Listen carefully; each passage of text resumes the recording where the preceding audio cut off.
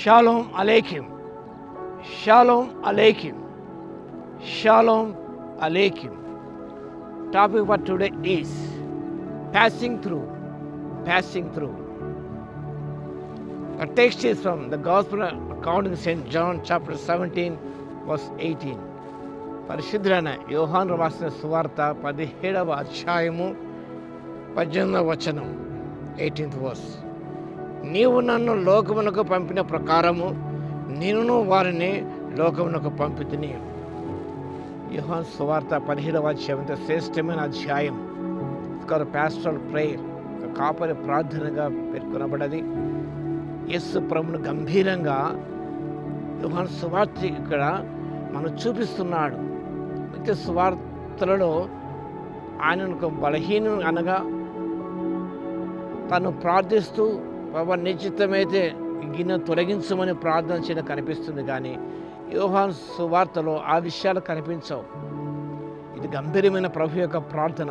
తన కొరకు ప్రార్థన చేసుకునే లేదా లోకము తన శిష్యుల కొరకు, తన ప్రేమించిన శిష్యుల కొరకు ఆయన ప్రార్థన చేస్తున్నాడు.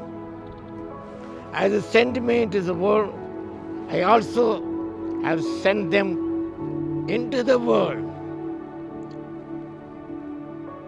There was an old gospel song that say, the world is not my home. The world is not my home. It is passing through. The world is not my home. ఈ లోకము నా యొక్క నివాసము కాదు. It is just a passing through. God has promised us a new earth. ఈ లోకంలో నుంచి మనం వెళ్ళాల్సిందే. ఇక్కడ శాశ్వత నివాసం ఏర్పరచుకోవడానికి వీలులేదు. ఇది మన యొక్క నిత్యమైన శాశ్వత స్థలము కాదు. పేతురు భక్త 2వ పత్రిక 3వ అధ్యాయం 13వ వచనం, నూతన ఆకాశం నూతన భూమి మన కొరకే ప్రభు సిద్ధపరచడానికి సిద్ధంగా ఉన్నాడు ఆయన. So passing through this world, present world, on our way to our final home.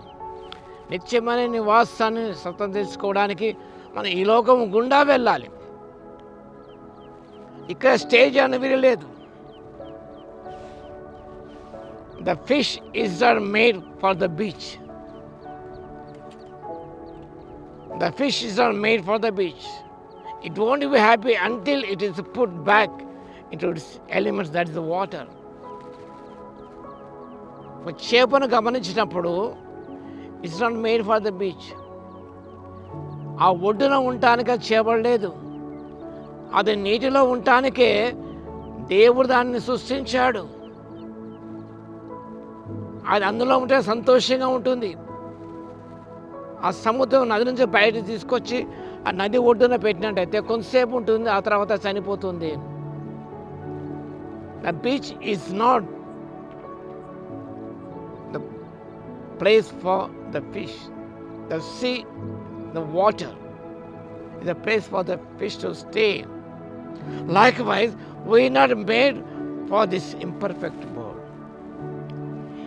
The world is not perfect. It's the imperfect world.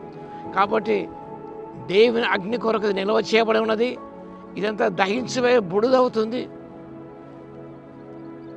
పేతురు భక్తులు రాసిన విధముగా నూతన ఆకాశంలో నూతన భూమి ఏర్పడుతుంది, అందులో నీతి నివసించిన దేవుని వాక్యం సెలవిస్తుంది. Will never be happy until we're in our true element, that is heaven. ఈ లోకాల సుఖ సంతోషాలను మనకు లేవు, కానీ ఆ నిత్యమైన లోకమున పరలోకంలోకి వెళ్ళినప్పుడు అక్కడ that is our dwelling place. 90వ కీర్తన మహానాయకుడు మోషే ప్రార్థన చేశాడు, తర్వాత నివాసస్థలము నీవే. So this is not heaven. So don't expect, don't stay in this world permanently. శాశ్వత ఈ లోకం విడలేదు. This is not our final home. This is not our final home. We have to do more than just pass through. ఈ లోకం గుండా వెళ్ళాలి. లోకం నుంచి ప్రత్యేకించాడు, ఏ రీతిగా దేవుడు తన కుమారుని ఈ లోకం పంపాడో మన ఈ లోకాన్ని పంపాడు. This is not a permanent dwelling place. ఇది తాత్కాలికమైనది. మా నాయకుడు మోషే ప్రార్థించినాడు, అబ్రహాము ప్రార్థించినాడు. దేవుడు దేనికి శిల్పి నిర్మాణంగా ఉన్నాడో పునాదులు ఆ పట్టణంకు అబ్రహాం ఎదురు చూస్తూ జీవించాడు. కాబట్టి మన ఈ లోకంలో శాశ్వత నివాసం ఏర్పరచుకోవడం వీలులేదు. It is not our permanent dwelling place. Just you have to pass through. యాత్రికమును పరదేశం ఉన్నాడు. వారు వాగ్దానములు ఉన్నప్పుడు కూడా వారు పరదేశంలోమే ఉన్నామన్న విషయాన్ని గ్రహించుకొని విశ్వాసం గల వారిని మృతి చెందిరని దేవుని వాక్యం సెలవిస్తుంది. The more you look forward to heaven, the less of this world your desire.